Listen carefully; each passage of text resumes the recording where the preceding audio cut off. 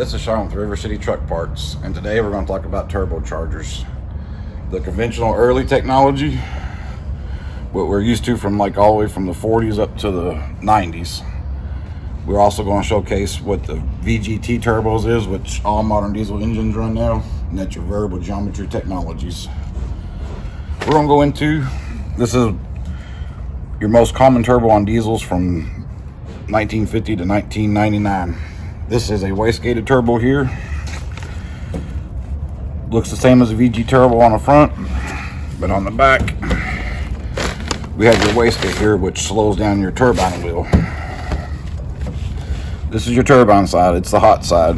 All your exhaust gases go through here, come out here, and it spins the turbine wheel in here.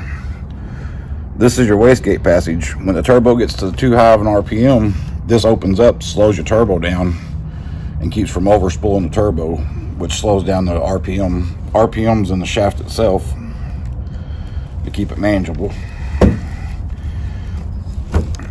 This turbo here will create boost. The harder you push the engine, the more boost this turbo will create.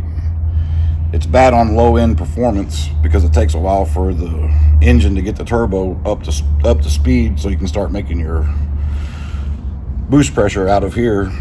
This is your code side. This is your compressor housing. Air comes in the front, it compresses it, then it shoots it towards your air charge cooler, which goes into your intake at a cooler intake temperature.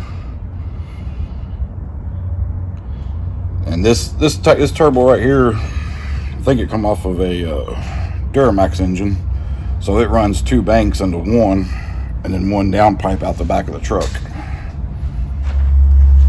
And now we're moving into our VGT technologies, which Holset was one of the first ones to create the VGT turbo. The main thing about a VGT turbo is these actually have a delta system in there, which aligns your exhaust gases to the turbine wheel greater or less. I'll demonstrate here by, this is a VGT vanes at the lowest amount of turbine pressure they can create. If you notice, the vanes are not real close to your turbine wheel, so most of the gas is going by it, out the back of the turbo. Then as the engine starts needing more horsepower, the VGT vanes will start coming out towards your turbine wheel, which now they've engulfed the whole turbine wheel to the very edge of the back here. Now all your exhaust gases are being directed straight to the turbine wheel, so now it's picking up more speed faster with less throttle, because it takes exhaust gases to make the turbine wheel spin to create the boost for the engine.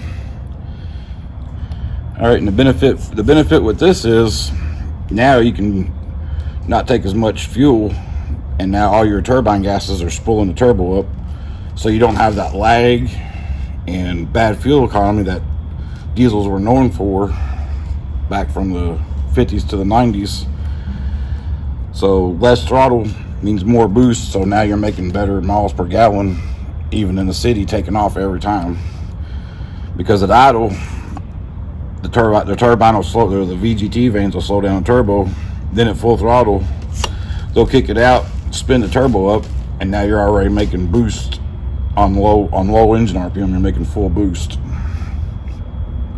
which helps your fuel economy, and they don't smoke as much as they used to, because now you're making plenty of pressure for your intake manifold.